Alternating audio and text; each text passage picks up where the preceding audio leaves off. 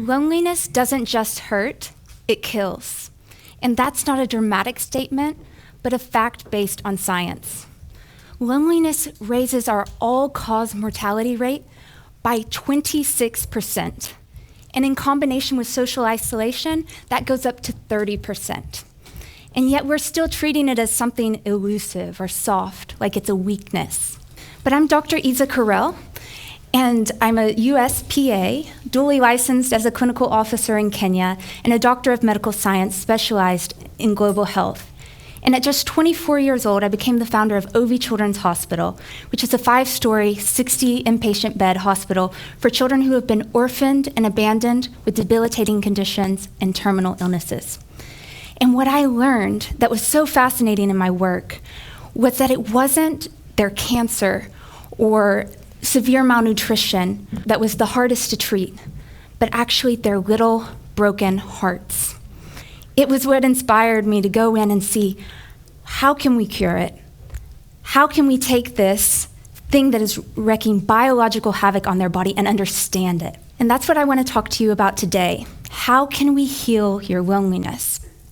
And first, it's to recognize that this is a survival instinct. This desire for connection, it isn't a flaw, and it isn't an accident. You have to think back to our ancestors. Whenever we were still in tribes, we wanted to bond so that we could bond with our family, with our tribe, with our partners. It enabled us to reproduce, and it also kept us from getting eaten by the saber-toothed tiger when it was creeping around the corner.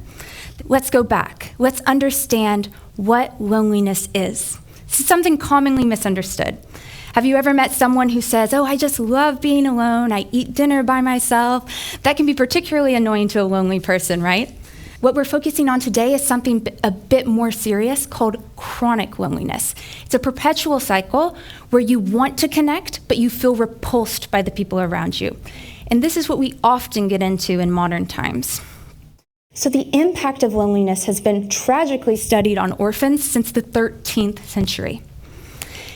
And what they would do, it's absolutely mortifying, but even ancient emperors back in the 13th century would take children who were orphaned and abandoned and put them in 2 different rooms. And in one room, the children would get all the food and hygiene, but also nurturing care, human touch that they deserved. And in the other room, you'd find children who they would give food and change their diapers, but they wouldn't let the children be touched at all. And the results were devastating in that they found the children who were not touched did not survive.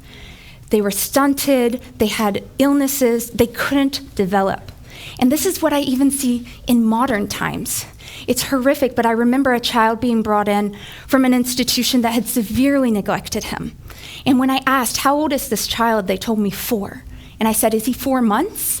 And they said, "No, 4 years." And I couldn't believe it. He was less than 10 pounds. He looked like a bag of bones, and he was tiny, looked like a baby. And this just showed me loneliness is actually killing these children. So what is the solution? How do we start to heal? It's by recognizing that human connection is a biological need. And the problem that we see here is that right now, we're no longer in our tribe around the campfire. We're holding these devices that connect us to everyone, and we want all of them. But it doesn't work that way. And I found a fascinating study. It's a 9-year longitudinal study out of the Netherlands where they followed 7,000 adults who use social media. And they looked at 2 types of social media. So you have your scroll hole, very passive social media, you're just there to look. And then you have active social media, and that's where you're posting, you're commenting, you're connecting to Joe and Bill and Susie. Active social media users actually were even lonelier than passive social media users. So everyone was lonely, but even the people who were attempting to connect, it just didn't work. And while this might not make sense at first, the thing that I compare it to is diet soda. Has anyone ever had the experience of being so hungry and you go to your fridge and you grab a Diet Pop and you're like, okay, this is gonna work. And maybe for about 15 minutes, that carbonation is gonna make your belly feel full. But the problem is that your brain is a supercomputer and it can't be tricked. So when you taste that soda, it's sending a message to your brain that it's about to receive glucose, and brain's excited about receiving glucose. But the problem is that's an artificial sweetener. And here in about an hour or so, you're going to, for some reason, be wanting to run to the pantry and grab some Doritos and Oreos because the brain, it's not going to take that artificial sweetener as caloric value, right? It's digging for more. In the same way, I'm not telling you to get your phone out and delete your Instagram, but I'm letting you know that in attempt to heal our loneliness, that is an artificial. We have to still connect. And I want to give you a little bit of science behind it, I always do.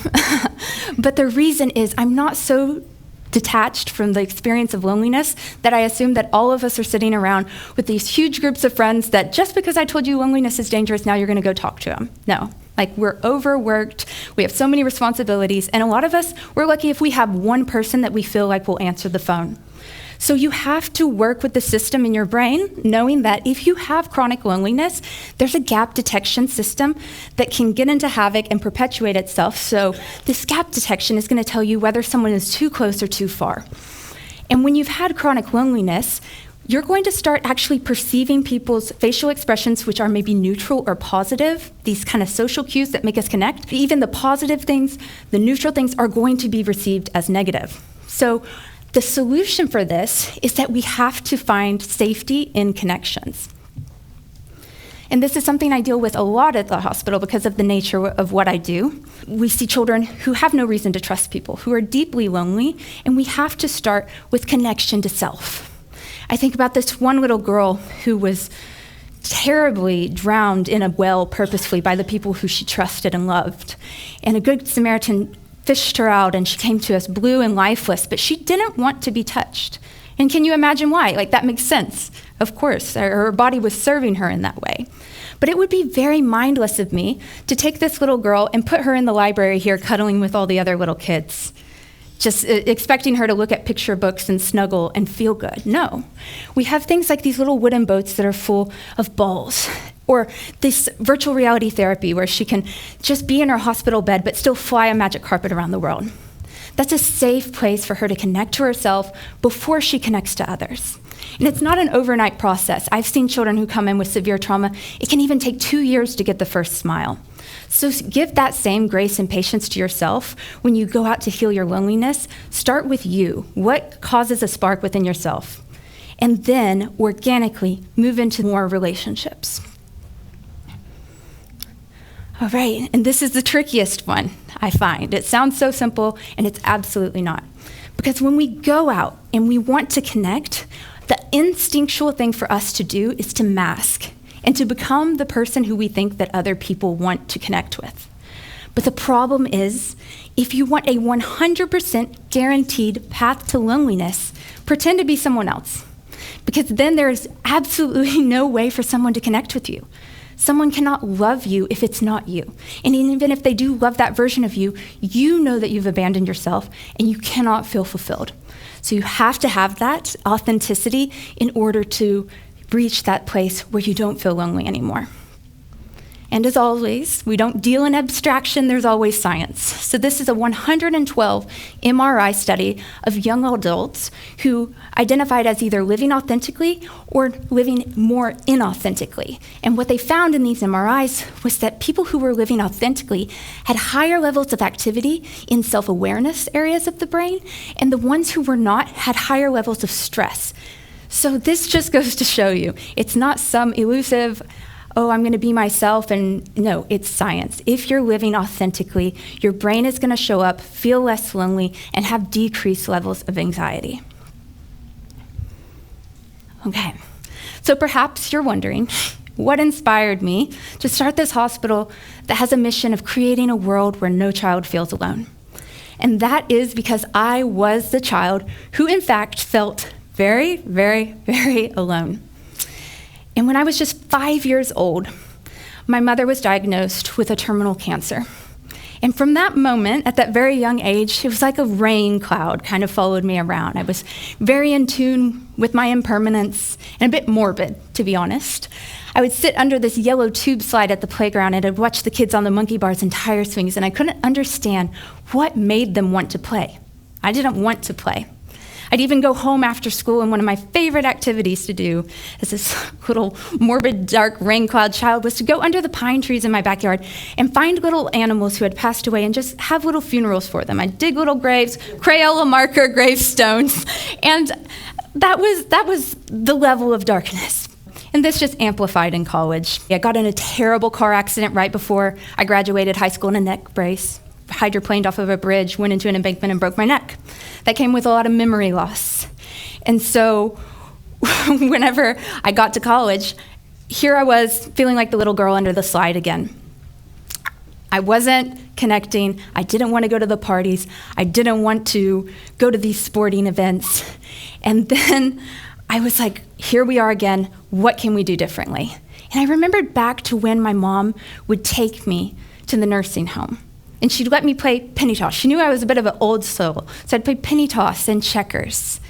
And so what I did one Friday night when my roommate was going to the frat party, I decided to grab the activity calendar for the nursing home instead. And I'd go and watch Casablanca with Ethel, or I'd sit and have a ginger ale with Harold at the jazz night.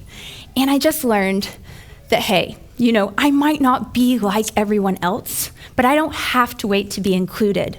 I can be the includer. I don't have to wait to be chosen. I can be the chooser. And that mentality is what led me to the most beautiful life I could have ever imagined. Here I have my hospital.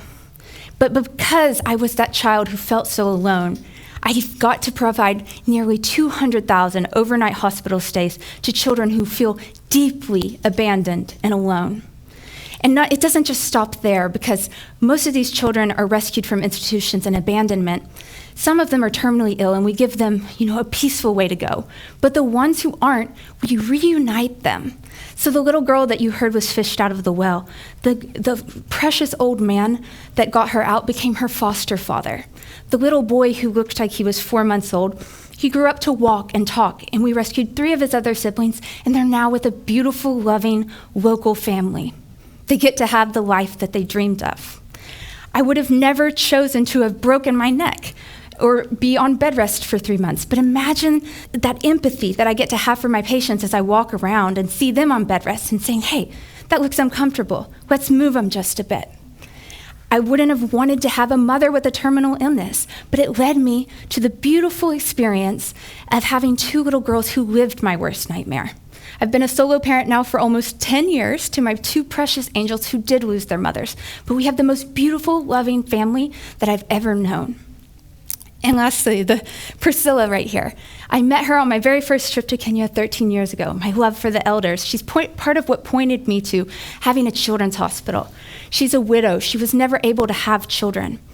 And now she's worked from the day our hospital opened as a hospital grandmother who rocks the babies at our hospital. And lastly, I'll just leave you with this. I know that it feels hard to heal loneliness. It's not easy. But something that reminds me every single day is when I walk downstairs and I see these little kids on the hospital beds, all they want is their next breath. And that's something that we all have. And if we have that, we still have hope. So please, just take one day at a time, one step at a time to heal your loneliness as though your life depends on it, because it does. Thank you.